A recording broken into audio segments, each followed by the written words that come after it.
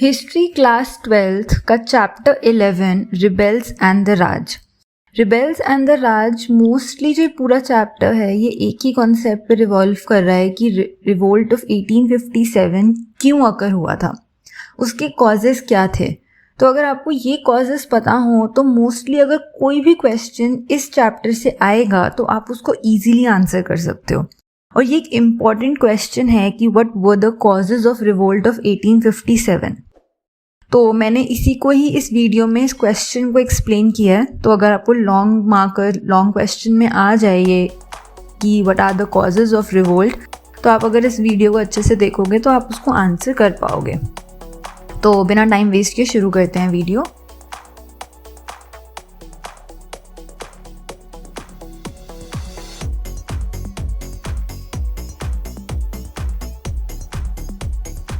Causes of revolt of 1857 economic causes थे, social causes थे, political causes थे, religious causes थे, एडमिनिस्ट्रेटिव कॉजेज थे और मिलिट्री कॉज थे।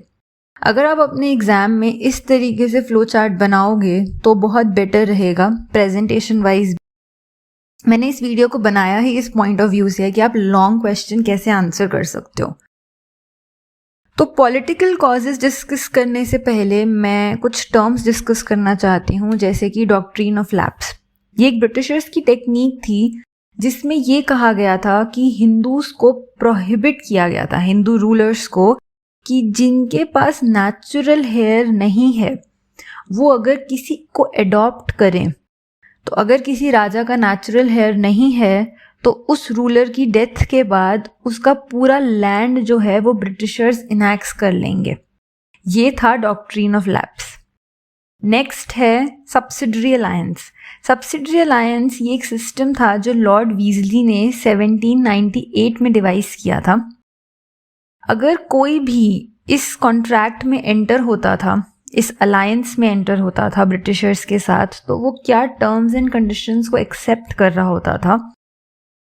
वो ये टर्म्स एंड कंडीशंस थी कि ब्रिटिशर्स चाहे एक्सटर्नल या इंटरनल थ्रेट हो, यानी कि बाहर से कोई राजा उस राजा पे अटैक करे, या इंटरनली भी कितनी बार विद्रोह हो जाता है ना कि राजा के अगेंस्ट, अगर ऐसा कोई भी थ्रेट होगा तो ब्रिटिशर्स उनको प्रोटेक्ट करेंगे उसको।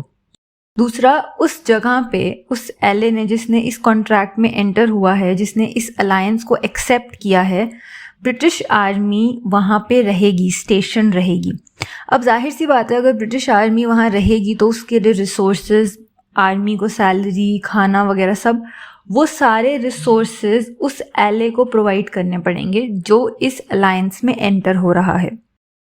इस अलायंस में एंटर होने के बाद कोई भी अदर रूलर के साथ अगर वो लड़ना चाहता है, वॉर पे जाना चाहता है, तो उससे पहले उसको ब्रिटिशर्स से परमिशन लेनी पड़ेगी कि मैं इस राजा के अगेंस्ट लड़ाई यानी कि वॉर करना चाहता हूँ। तो ब्रिटिशर्स उसको बताएंगे कि हाँ ठीक है आप लड़ लो, नहीं तो नहीं। तो एक तरीके से राजा की अपनी कोई पावर रह नहीं गई। अब पॉलिटिकल कॉजेज ऑफ 1857 रिवोल्ट क्या थे वो डिस्कस करते हैं।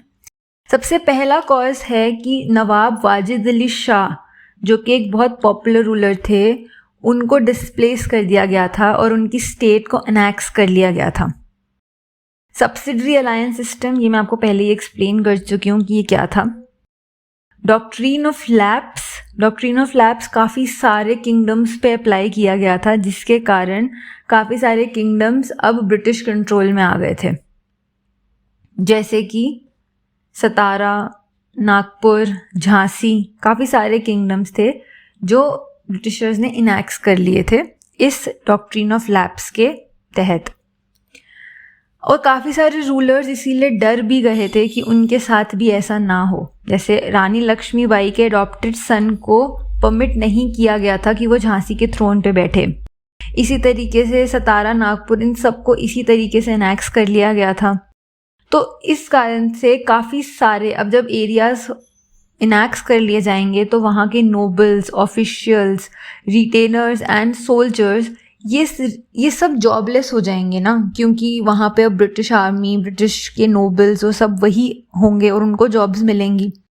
तो ये सब जॉबलेस हो गए क्योंकि ब्रिटिशर्स तो इंडियन से सर्वेंट्स और स्लेव्स वाला ही काम कराते थे। तो ये भी एक बहुत बड़ा इम्पैक्ट था। अब बात करते हैं इकोनॉमिक कॉज की। तो इकोनॉमिक कॉज ये था कि ब्रिटिशर्स अपना सामान चीप रेट पे बेचा करते थे। क्लॉथ्स जो भी होते थे वहाँ से मशीन में बन के आते थे और यहाँ पे वो इंडिया में उनको सस्ते दाम पे बेचते थे। इससे क्या हुआ, इंडियन कॉटेज इंडस्ट्री को काफ़ी ज़्यादा इम्पैक्ट पड़ा। काफ़ी सारे क्राफ्ट्समैन अनएम्प्लॉयड हो गए। ब्रिटिशर्स ने इवन हैवी ड्यूटीज़ इम्पोज कर दी थी इंडिया में जो गुड्स बन रहे थे। इससे क्या हुआ कि उनके कंपटीशन में और कोई रहा ही नहीं, क्योंकि अब ब्रिटिशर्स का सामान सस्ता होगा तो लोग ब्रिटिशर्स का ही सामान खरीदेंगे। तो एक तरीके से इंडिया की सारी वेल्थ जो थी वो ब्रिटेन जा रही थी। हमारे सारे नेचुरल रिसोर्सेज जो थे वो सब ड्रेन हो रहे थे। सबसे ज़्यादा हमारे यहाँ की जो टेक्सटाइल इंडस्ट्री थी उसको इम्पैक्ट पड़ा था। काफ़ी सारे जो सिपॉयज थे वो फार्मर क्लास से बिलोंग करते थे, मतलब उनके एंसेस्टर्स किसान थे या वो गांव से ही बिलोंग करते थे। तो जब पेजेंट्स को इफेक्ट हुआ तो उनको भी बुरा लग रहा था अंदर से कि इनके साथ काफ़ी गलत कर रही है ब्रिटिश सरकार। Social and religious cause, western civilization को ही इंट्रोड्यूस किया जा रहा था क्योंकि स्टार्टिंग से ही ब्रिटिशर्स ये कहते थे कि इंडियंस तो अनसिविलाइज्ड हैं, वेस्टर्न सिविलाइजेशन बेस्ट है। तो इस तरीके से हमारे इंडिया की अपनी जो रिलीजन, हमारे इंडिया की जो सिविलाइजेशन थी, हमारे इंडिया के तौर तरीके थे, वो सब एक तरीके से ख़त्म कर दिए गए थे धीरे धीरे। 1850 में हिंदू लॉ ऑफ इनहेरिटेंस में भी चेंज कर दिया गया था। अगर आप हिंदुइज्म में हो तो आपको क्रिश्चियनिटी में कन्वर्ट करना पड़ेगा अगर आप अपने पूर्वजों की प्रॉपर्टी लेना चाहते हो, इनहेरिट करना चाहते हो। तो आपको, अगर आपके इनहेरिटेंस एंसेस्टर्स की कोई ज़मीन है, आपको वो ज़मीन चाहिए तो आपको क्रिश्चियनिटी में कन्वर्ट करना पड़ेगा। तो इससे काफ़ी सारे लोग कन्विंस हो गए थे कि गवर्नमेंट सबको क्रिश्चियन बनाना चाहती है और काफ़ी ज़्यादा कन्वर्जन हुआ भी था। ब्रिटिशर्स ने सती सिस्टम और फीमेल फीटिसाइड को एबॉलिश कर दिया था। ये तो एक तरीके से अच्छा स्टेप था। विडो रीमैरिज एक्ट 1856 में इंट्रोड्यूस कर दिया था। लेकिन इससे हमारा जो एक्चुअल सोशल स्ट्रक्चर जो पहले से चला आ रहा था वो काफ़ी थ्रेट में आ गया था। तो लोग डर रहे थे कि जो हमारी एक्चुअल चीज़ें हैं वो तो ख़त्म करते जा रहे हैं Britishers. Western methods of education आ गए थे जिससे जो ऑर्थोडॉक्स हिंदू और मुस्लिम्स थे उनको भी चैलेंज हुआ कि ये क्या नया सिस्टम आ गया। अब रेलवे और टेलीग्राम को भी सस्पिशन से देखा जा रहा था। मिलिट्री कॉज क्या था? मिलिट्री कॉज था ग्रीस्ड कार्टेज।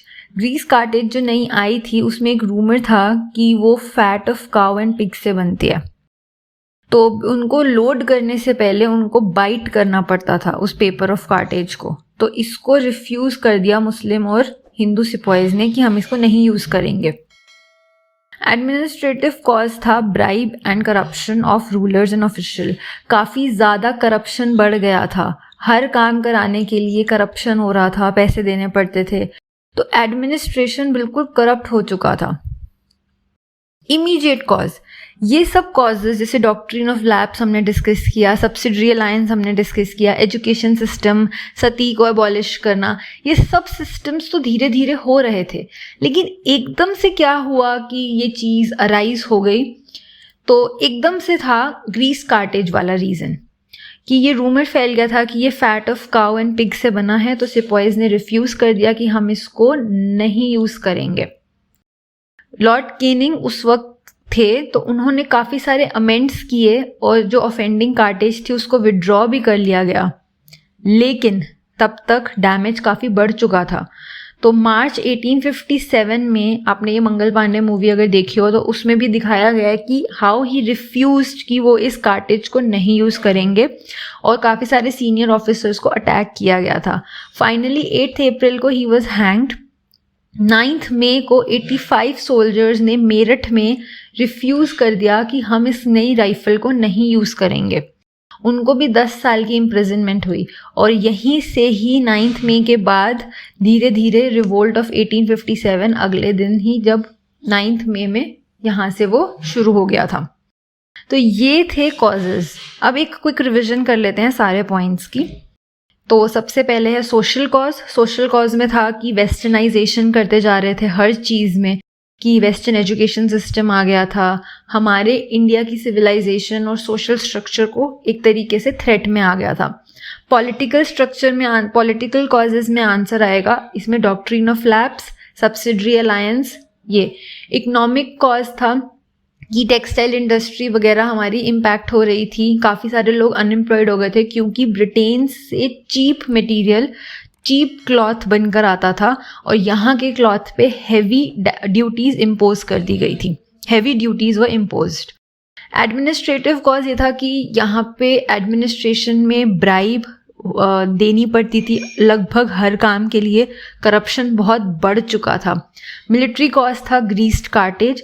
रिलीजियस कॉज ये था कि हिंदू लॉ एक्ट में चेंजेस किए गए थे, सती एंड फीमेल इन्फेंटिसाइड को अबॉलिश कर दिया गया था, विडो रीमैरिज एक्ट आ गया था एंड आपको क्रिश्चियनिटी में कन्वर्ट करना पड़ता था हिंदुइज्म से। तो काफ़ी सारे लोगों को ये थ्रेट था कि धीरे धीरे गवर्नमेंट सबको क्रिश्चियन बनाना चाहती है। तो this was all for the causes of revolt of 1857। आपको ये शॉर्ट मार्क में आए या फिर लॉन्ग क्वेश्चन में आए तो इस क्वेश्चन को आप अच्छे से लिख सकते हो। आप इस वीडियो को देख लीजिए और मैंने इसमें जिस तरीके से फ्लो चार्ट और डायग्राम्स बनाए हैं उनको ही आप पेपर में बनाने की कोशिश करो। तो ये था पूरी वीडियो में। अगर आपको कोई भी डाउट हो तो आप कमेंट सेक्शन में मुझसे पूछ सकते हो, और अगर आपने अभी तक इस वीडियो को लाइक और चैनल को सब्सक्राइब नहीं किया है तो जल्दी से कर लीजिए। Thank you so much video को एंड तक देखने के लिए।